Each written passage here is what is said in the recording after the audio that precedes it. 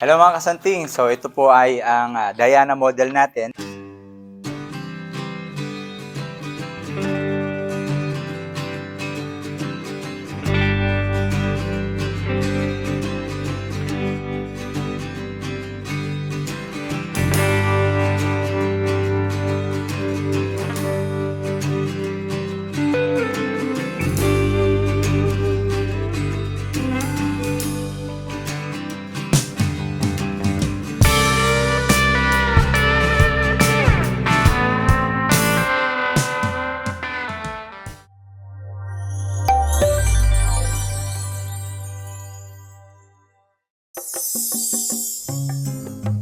Hello mga kasanting! Hi! Yung ba ay may anak na nag-aaral sa NU sa SM Clark. Clark ngayon is one of the top rated pagdating sa mga SM.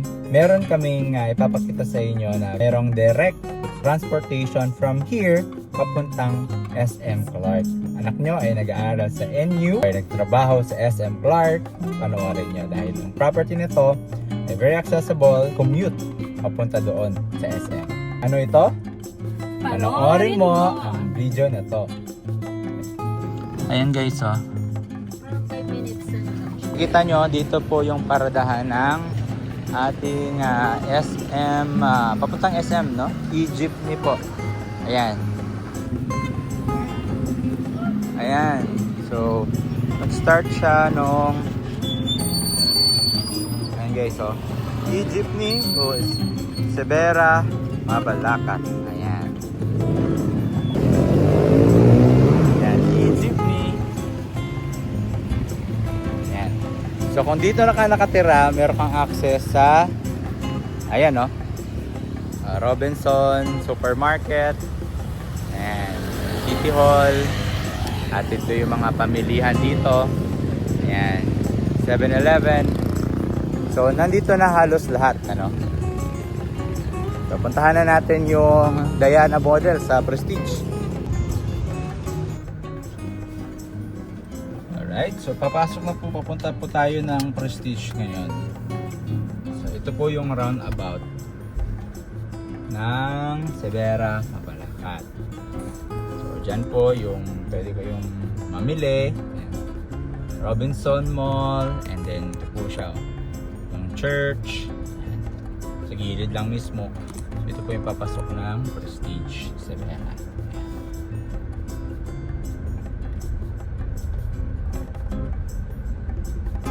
Makikita po ninyo dito na mayroon siyang sarili niyang entrance or main entrance.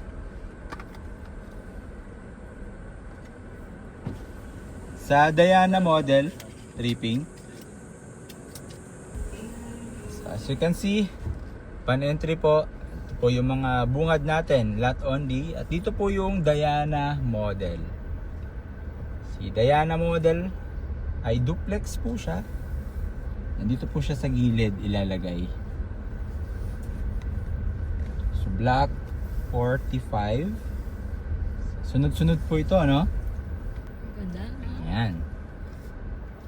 So meron siyang 3 bedrooms, 2 toilet and bath, at syempre meron siyang garage. Modern yung ginamit nilang design. So yung paint, ganyan na po yung deliver, decorative.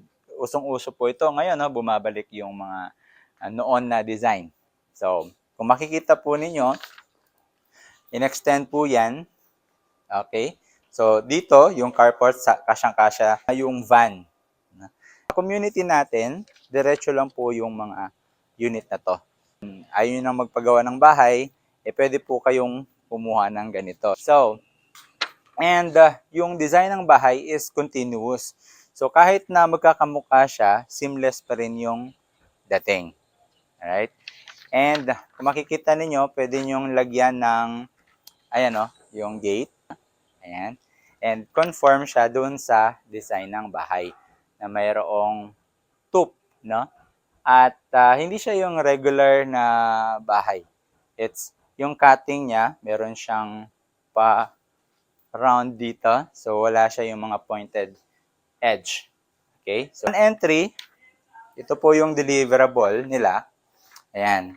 So, mayroon na siyang faucet dito para kung mayroon kang sasakyan, pwede mong i-car wash dito.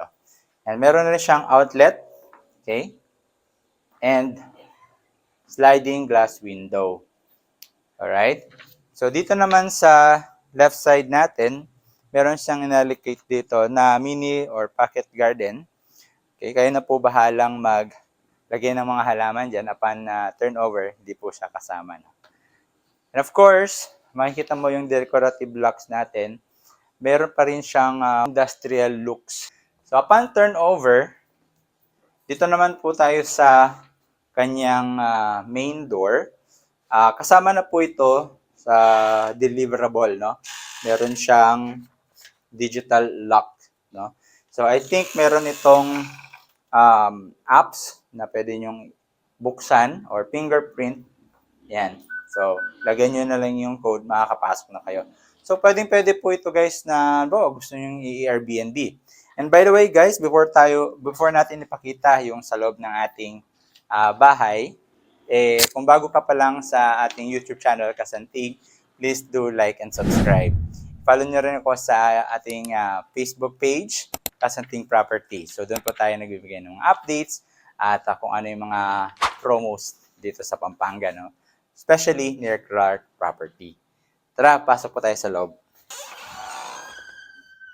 Wow. Upon entry, makikita mo na talaga yung pagka-modern design niya and open concept. Lahat ng mga removable or yung furnish natin is hindi siya included. So, yung mga naka-attach na fixtures dito like yung tiles, the wall, painted wall, ano, at hindi kasama yung ating mirror. Ayan. So, plain white lang po ito upon turnover. So, ito is na magbigay lang po ng idea kung paano siya i-dress up. And this dress up, parang ito po yung mga pasok na pasok sa mga Airbnb. Lalo-lalo na sa location po nito at napakita natin yan na how accessible it is sa Clark and SM Clark. You know. The total value of this house is 4,250,000. So you can avail this property through Pag-ibig financing. So may equity lang siya, pero payable naman ito for 8 months. So nasa 43,000 yung down payment. Pag natapos mo yan, so syempre, nasa Pag-ibig na, mas mababa na yung monthly natin. So it's 24,000 per month. Imagine nyo guys, yung 24,000 per month, long term po ito guys ha, you can make this house na staycation. So, magiging passive income nyo na ito. So, kamo ng 2 days or 3 days or even 3 booking lang na meron ka, panalo-panalo ka na. And let's see if this house worth for 4.2 million. And comment kayo dito guys sa video natin kung this house good to buy. Makikita mo dito yung ating TV console, ano? I think, kung ibababa pa siguro yung TV, hindi na makikita itong mga outlet niya. So, mas wala makikitang mga wire. So, that's my idea lang naman. But this wood texture, I think it's nakadikit lang siya sa wall.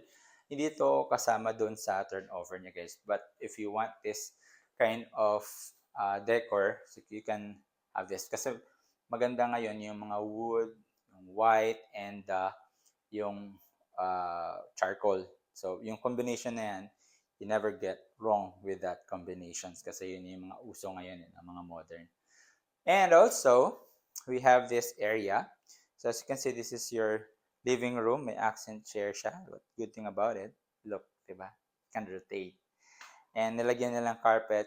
And this is a good idea, no? Kapag ganito, medyo hindi kalakihan yung ating space, is maglagay kayo ng mga below the knee na table para pang Japanese style lang siya. Na. Nandyan, functional, but it creates a vibe pa rin. Okay? So, meron tayong 2-seater na couch dyan.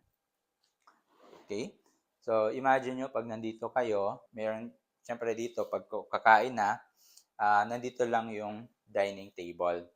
So, sa dining table, nilagyan nila ng 4-seater. Kung makikita nyo, itong mirror, design to para parang maluwag tignan yung bahay natin, di ba? And you can also see yourself there, di ba? Parang before ka umalis sa bahay mo, makikita mo yung sarili mo. And here, dito, okay, naglagay sila ng 2 doors na ref. And yung turnover nito is kasama na po yung itong tiles. No? Continuous siya. I think it's granite block. And what good thing about it is mas madali lang siyang i-maintain kasi wala siyang groove or wala siyang dugtong. No? Buo siyang nilapat na ganyan. So, dito yung gas range natin, electric stove and range hood dito. So, nalagay din sila ng overhead cabinet. So, it's not included, but it's good to have it if makuha mo nyo itong property na to. And on my left side, ito naman yung ating service area. Ayan. So I think it's a wood flush yung ating door. Ito yung provision natin ng laundry area. At naglagay din sila dito ng air conditions. Yan. Yan yung nilagay para medyo tago siya. At kapag naghang kayo ng damit dito, matutuyo agad kasi yan yung aircon. Medyo mainit sa space na to, guys. Alright? Yan. And of course, kung mayroon tayong mga bisita, nandito yung ating toilet and bath. Before tayo pumasok dyan, pakita ko muna sa inyo yung ating utility storage. Yan.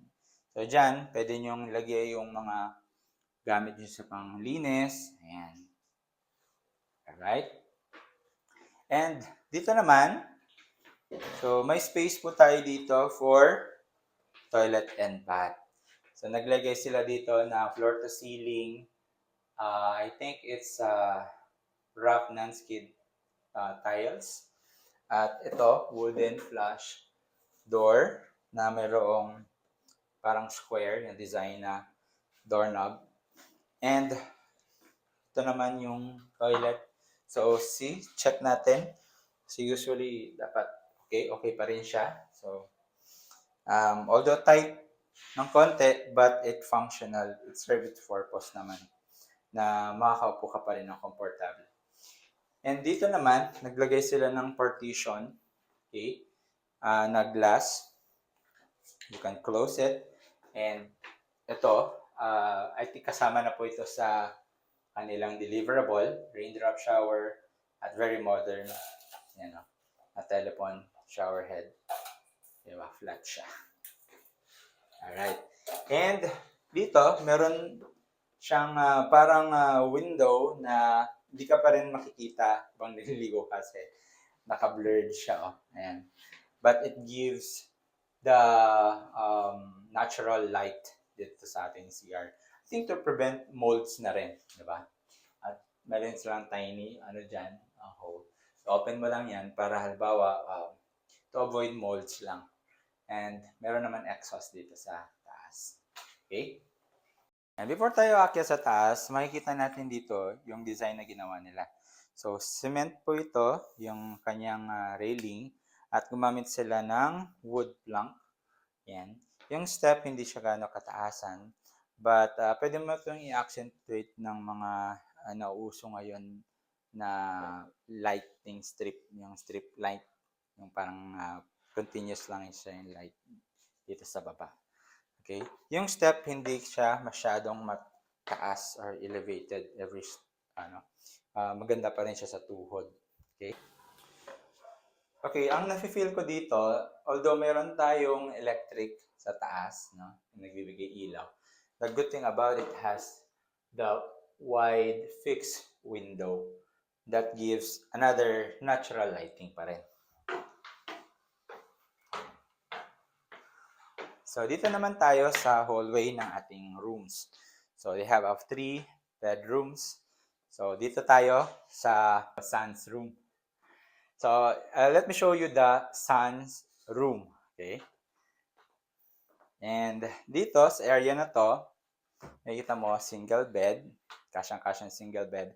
At meron na siyang sliding na closet. It's good idea to have this slide because mahirap po sa pagka naka-pivot, no? And ito yung provision ng aircon. So, naglagay silang aircon dito. And meron pa rin siyang window, which is awning type na window. So, open lang niya to. So, meron na siyang natural light. Let's move dito sa daughter's room. Sa daughter's room naman, pan entry, ito yung mabubungad is cabinet. Gusto ko to kasi before, diba, papasok sa room, bibihis lang muna dito. Diba? Before ka pumunta din sa, ayan, ito siya yung single bed. Ayan. So, meron siya ditong study desk. And as you can see, mayroong aircon dito na nakalagay. And window, good enough for her na makalanghap ng sariwang hangin. And it gives natural light again, once again. Alright. Then let's move to the master bedroom. So, here we go.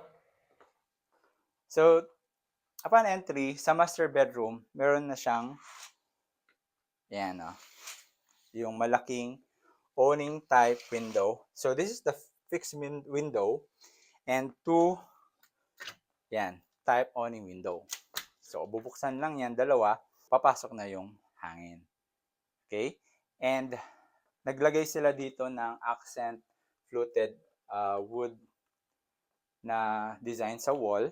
At makikita mo yung curve, no? Na it gives the design more parang something accent.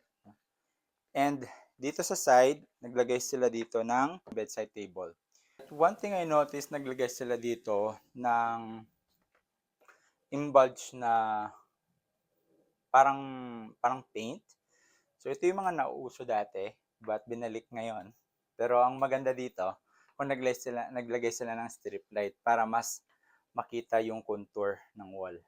Okay? That's my suggestion lang na. So meron siyang bedside table dito, his and her table, at sliding na cabinet. Alright? Alright. Now, dito naman yung vanity table na mayroong napakagandang chair na gusto ko yung design niya, wood na dark. Alright? And kung makikita nyo, hindi lang siya halata. Pag i-close mo yung door ng room, nandito po yung ating CR for the masters. And take note guys, this is not just a CR. Teka. So, naglagay pa sila dito ng cute na bathtub. Alright? So, toilet and bath. Bathtub. As in, meron pa rin ganitong size, no? Alright. And raindrop, ganun pa rin. At meron din siyang awning type window dito. At check natin yung toilet. That's good. May room, may bumangga lang ng konti, but it's fine. So, floor to ceiling yung kanyang tiles na kulay cream, right? And ito yung palaging wala sa mga ano natin. Dito. Yan, pakita natin. Yan, yung palaging wala sa mga feature natin, no? Siyempre, pagka nagpapadry ka ng buhok, kailangan yan. And also, meron din siyang niche dito na lagayan ng mga tissues natin. At ito, nabibili naman ito sa Belcon. And that's it. So, mag-preview lang tayo sa house details. Tara. For the preview of this Diana model here in Prestige Rivera Mabalacat, it has 55 square meter lot area and the floor area is 87.26 square meter. It has 3 bedroom, 2 toilet and bath, and a carport. So the total price of this house is 4,250,000. You can avail this through Pag-ibig Financing with a loanable amount of 3,806,000. The equity is 44,400 and the reservation fee 100,000. Balance on equity payable for 8 months, 43,000 pesos with 0% interest. And when you move in, the amortization will follow. You can pay this property for 30 years with a 24,983,000.65. You can also pay for 10 years with a total monthly payment of 44,283.25. Or 5 years, you can pay monthly amortization of 75,573. For more details about how to avail through Pag-ibig Financing, you can contact me. 0920-153-8449. You can schedule a site visit. Ano guys? Ganda, di ba? Yes, syempre na. At hindi lang ganda to. Yung location and yung possibility na pwede mong maging passive income through Airbnb, guys. Believe me, because this location is the best location dahil malapit, sobrang lapit niya sa Clark International Airport and also the New Clark City. Kailangan mag-isip sa constructions, ano yung all you need to do is to pay the down payment and amortization kung qualified tayo sa Pag-ibig. So that's for you to find out. That's why you need to contact us. So furnish mo lang yung lugar and you can start owning the passive income, no? Passive income property or pwede mo na rin siyang tirahan. Okay, kung may bahay ka na, pwede mo maging second bahay to. Lalo ngayon, yung nag-increase ng loanable, no, amount na pwedeng i-loan si Pag-ibig, guys. So, lakad-lakad lang tayo. Makikita nyo dito sa area natin ay marami na pong ginagawa na finish, turnover. So, may na-turnover na po dito sa tabi ng ating model house. And as you can see, same na same yung unit, no, nung pinakita ka namin sa inyo dun sa deliverable nila. So, ayan guys, makikita nyo na meron mga pin light yung ating eaves, no? Yan, no? So, dito, for turnover na po itong mga unit natin. And as you can see, nag-start na silang magpatayo ng kanilang bakod, no? Ayan. So, pwede pong lagyan ng bakod if you want added security feature sa house nyo. So, lakad lang tayo guys dito. Ayan.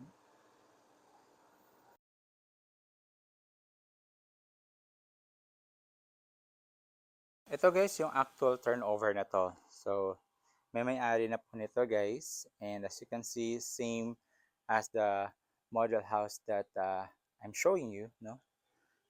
And, ayan. Meron lang silang nilagay dito na mga sort of plants. Ayan. So, silipin lang natin because this unit, meron na po siyang may-ari. So, as you can see, okay. So, nagkamali tayo, no? Kasama na po yung overhead cabinet pala doon sa ating turnover. But, yeah, halos same po, no? Ayan. And, the side, isa natin siya masyadong nakita. So, wala pa siyang flood. Ayan. Plain lang siya. Yun sa TV rack natin. So, that's it, guys. So, ito lang muna yung mapakita natin na actual turnover dahil ano na po ito, no? May-ari na. So, di na siya pwedeng pasukan na. Alright, look at the community. Ayan. Around. Ongoing. So, kung gusto niyo naman lote lang yung bilhin nyo, may sarili kayong design, you can do that. So, meron tayong regular cut dito na 110 square meter. You can do design, modern design sa bahay nyo. Right? So, okay.